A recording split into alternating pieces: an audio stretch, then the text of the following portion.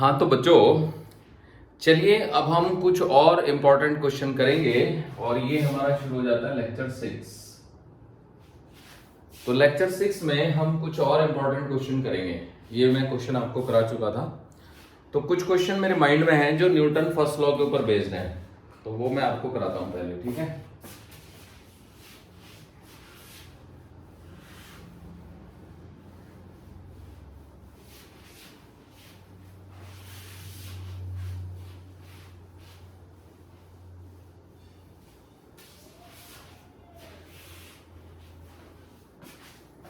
देखिए,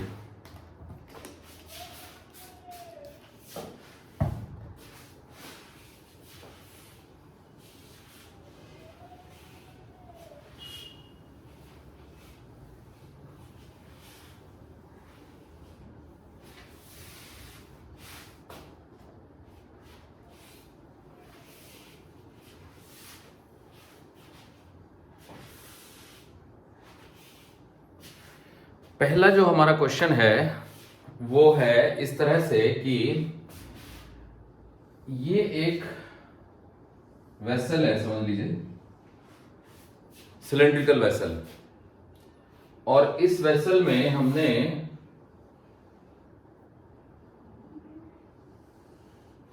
दो स्फेयर्स डाल दिए हैं, और वो इस तरह से डाल दिए हैं कि एक स्फेयर तो यहां है नीचे और दूसरा स्फेयर यहां है। ये दोनों इक्वल साइज के हैं, बने नहीं इक्वल साइज के।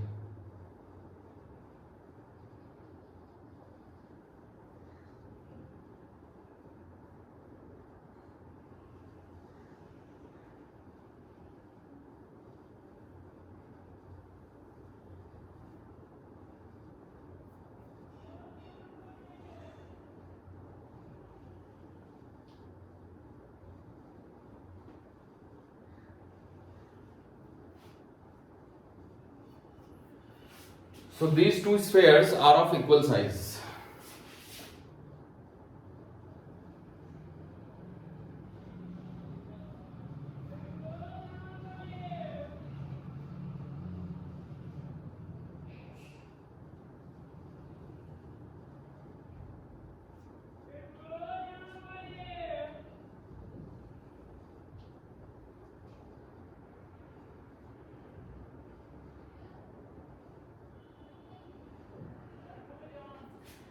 अब इनमें से हर एक की रेडियस है 10 सेंटीमीटर।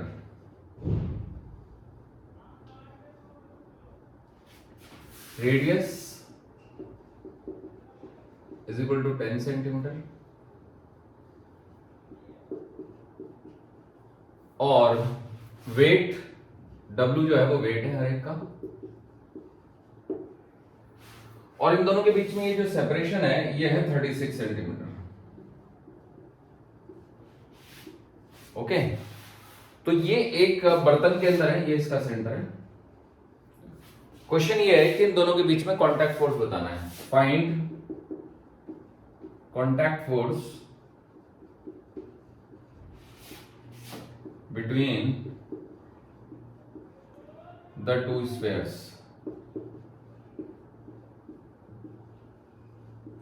दोनों के बीच में आप कांटेक्ट फोर्स बता दीजिए। तो देखिए बच्चों, बताते हैं।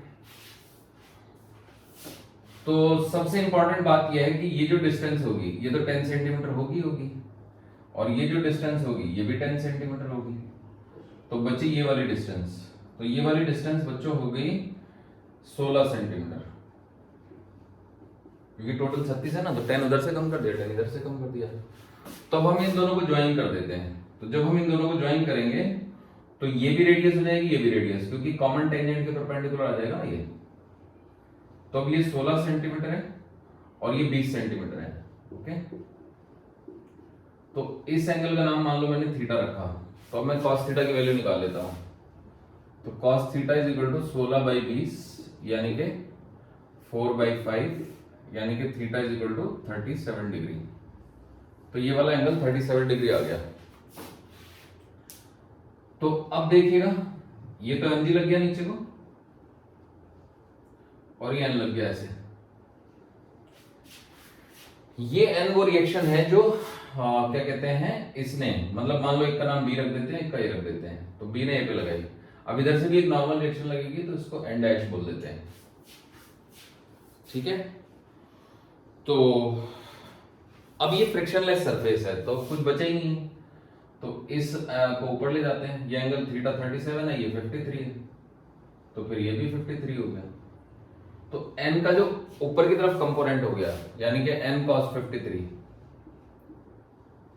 उसकी वैल्यू को हम लिख देंगे mg के बराबर यानी कि w के बराबर। तो यहां से n cos 53 होता है हमारा 3/5 इज इक्वल टू w। तो n की वैल्यू आ गई हमारी 5w/3। 5w/3 का मतलब होता है 1.67w।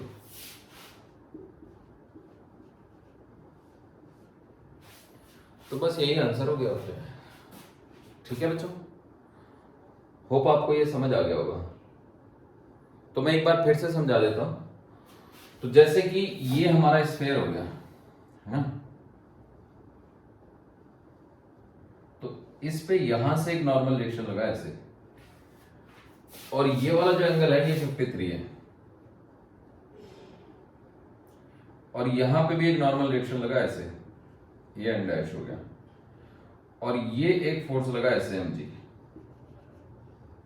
या फिर w लिख देता हूं। तो बेसिकली इन तीन फोर्सेस के इन्फ्लुएंस में ये स्टेशनरी है। तो ये सारे फोर्सेस हम शिफ्ट कर लेते हैं सेंटर पे। तो अगर हम सेंटर पे शिफ्ट कर लेंगे तो एक फोर्स तो ये हो गया n, एक ये हो गया n डैश, और एक ये हो गया w। ये वाला एंगल 53 है। तो बस सारा गेम यहीं पे है, समझ रहे बच्चों?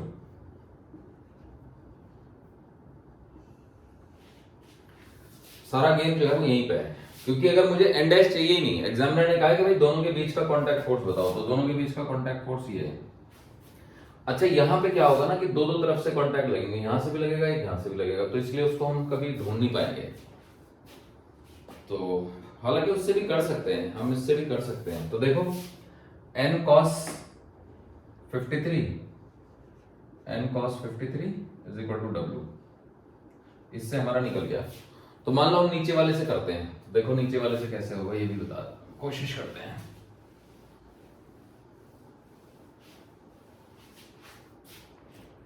नीचे वाले का अगर मैं एफबीडी बनाऊं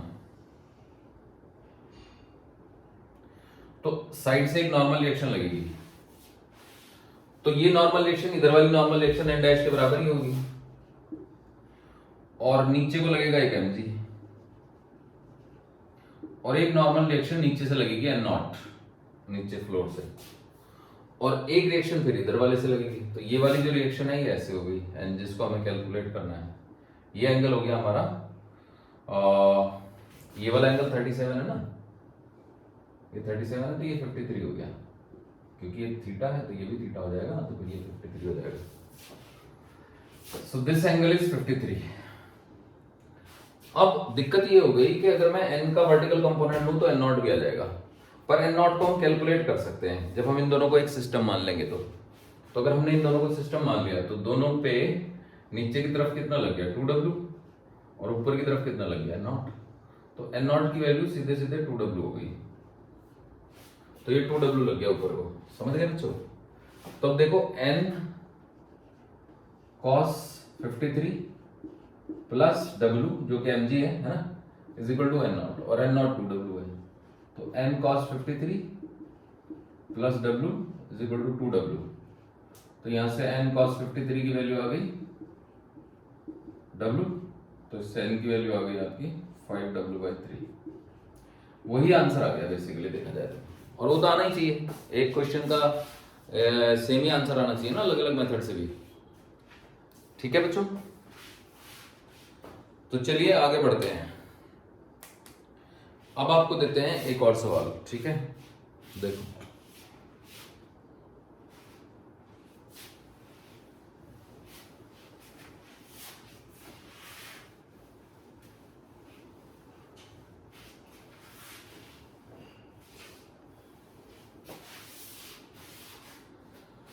तो जो हमारा अगला सवाल है उसमें एक चेन है, एक फ्लेक्सिबल चेन है जिसका मास m है।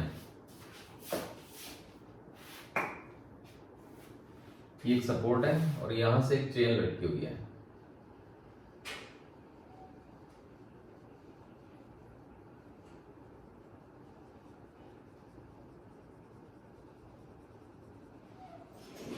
सिमेट्रिकली लटकी है और इस तरह से लटकी है कि यहां पे ये जो एंगल बन रहा है ये थीटा है। Flexible chain of mass m है ना, इज सस्पेंडेड एज शोन।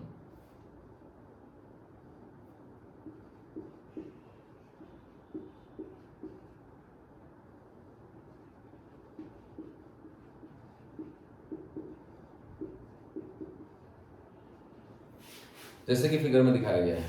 तो क्वेश्चन ये है find tension at the mid point of the chain.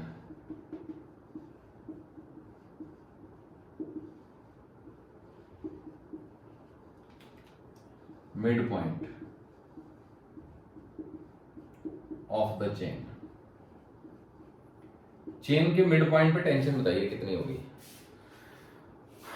तो देखिए इसको कैसे करेंगे, ऑप्शन दे देता हूं चलिए मैं। एक है mg/tan थीटा, दूसरा ऑप्शन है आपका mg/2 tan थीटा,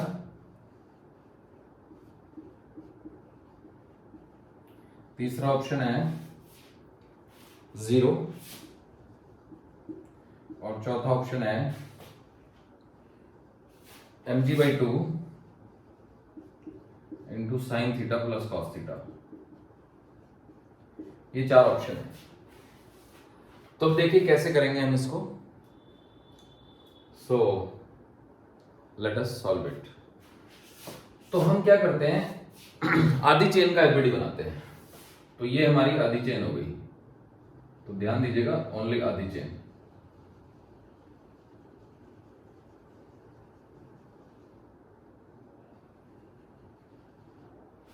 ये आधी चेन हो गई, आधी चेन का एफबीडी बनाना है, ठीक है। तो अब क्या है ना कि ये वाला एंगल थीटा है, तो यहां पे एक टेंशन लगेगी ऐसे, इसको T1 कह देते हैं। यहां पे एक टेंशन लगेगी ऐसे, इसको T2 कह देते हैं, ठीक है।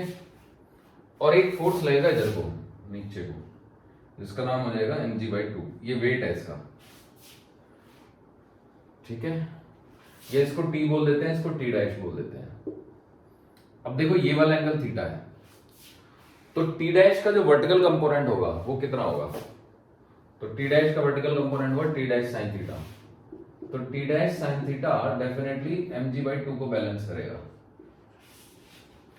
और T डैश का जो हॉरिजॉन्टल कंपोनेंट होगा T डैश cos थीटा वो इस T को बैलेंस करेगा। तो T dash cos theta will balance T। अब अगर मैं दोनों को डिवाइड कर दूं तो क्या मिलेगा, tan थीटा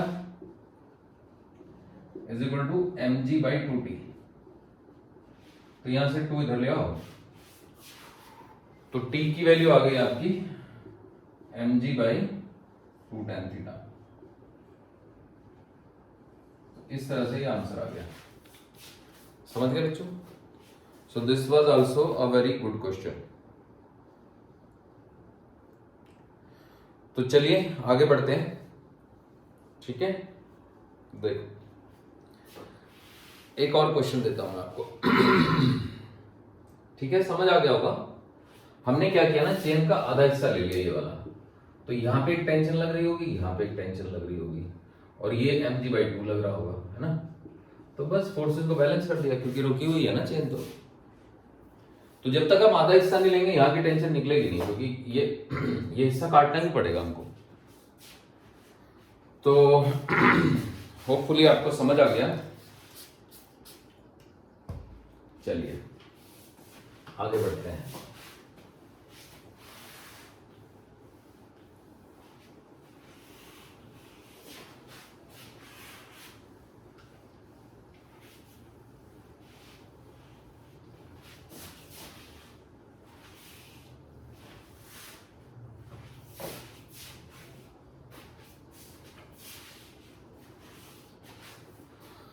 देखिए आगे क्वेश्चन ये है,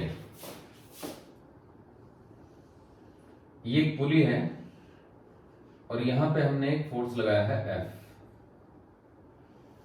ये एक ब्लॉक है जिसका मास है 1 kg और ये एक ब्लॉक है इसका मास है 2 kg और ये दोनों फ्लोर पे रखे हुए हैं, ठीक है।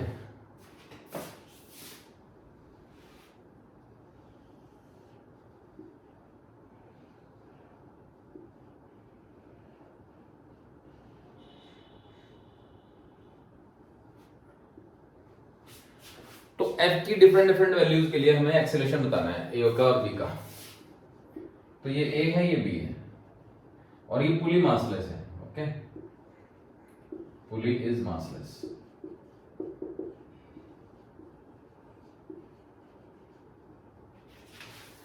तो अब देखिए कैसे बताएंगे। तो सबसे पहले पार्ट 1 में F की वैल्यू दी हुई है हमको 12 न्यूटन, G को 10 लेना है, take G is equal to 10।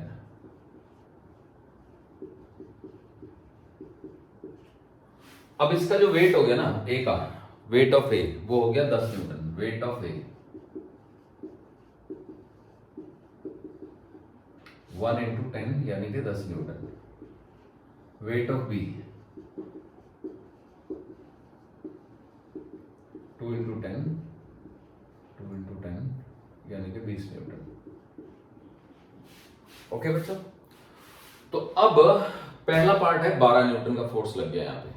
अब देखो पुली अगर मासलेस है तो पुली के एक एंड पे अपने यहां पे फोर्स F लगा दिया, यहां पे टेंशन मान लेते हैं T है, यहां पे भी T होगी क्योंकि एक सिंगल ही रस्सी है। अगर पुली ऊपर जा रही है किसी एक्सीलरेशन से, अब हमें नहीं पता कितने से जा रही है पर उसका मास 0 है, तो F minus 2T is equal to 0 into a, mass ही 0 है, पुली को तो मैंने मासलेस ले लिया ना बच्चों। अब 0 into A is 0, so F is minus 2T is 0, so this comes out to be F is equal to 2T। तो from here T comes out to be F by 2, मतलब जितना भी F है उसका आधा फोर्स जो है ना इधर डेवलप हो जाना है। तो अगर F यहाँ पे 12 न्यूटन है तो यहां पे डेवलप हो जाना है फोर्स 6 न्यूटन का।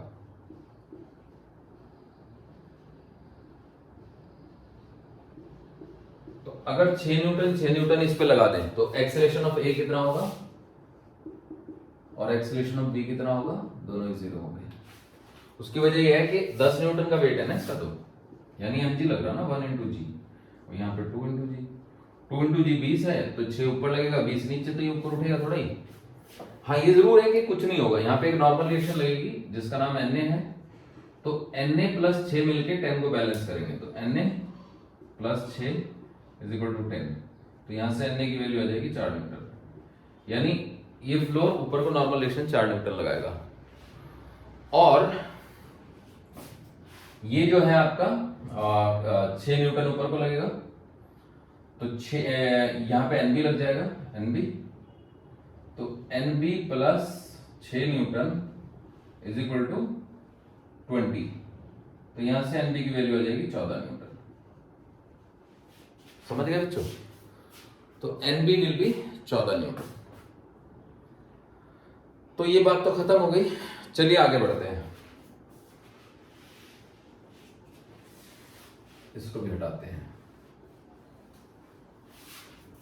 तो सपोज करो कि हम यहां पे F की वैल्यू कर देते हैं 24 न्यूटन, ओके। अगर ये 24 हो गया, if this is 24 Newton, 24 Newton, तो ये कितना हो जाएगा, ये 12 न्यूटन हो जाएगा, ये भी 12 ही हो गया, 12 न्यूटन, ये भी 12 न्यूटन हो गया, है ना, ये भी 12 न्यूटन हो गया। तो अब क्या है कि 12 ऊपर को और 10 नीचे को, तो ब्लॉक ए तो ऊपर मूव करेगा और ब्लॉक बी नहीं करेगा। समझ गए बच्चों? So what will be the acceleration of block A?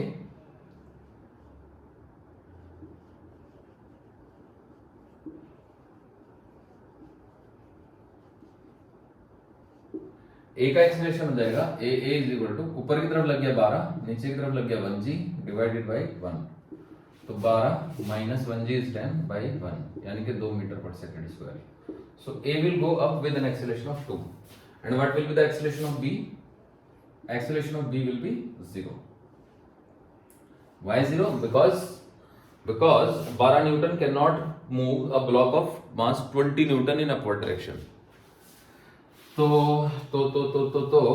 इसके अलावा अगर NB कैलकुलेट करना हो तो हम NB भी कैलकुलेट कर सकते हैं. तो 12 plus NB is equal to 20.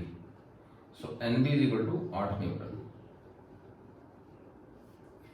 NB भी निकाल दिया हमने 8 न्यूटन. अब मान लीजिए कि हम तीसरा केस ले लेते हैं, और तीसरा केस है ये कि भाई F की वैल्यू की बार मैंने कर दी है 48 न्यूटन जस्ट. ठीक है, तो देखो अगर ये 48 न्यूटन है तो यहां पे 24 न्यूटन हो जाएगा. ये भी 24 हो गया ना, ये भी 24 न्यूटन हो गया.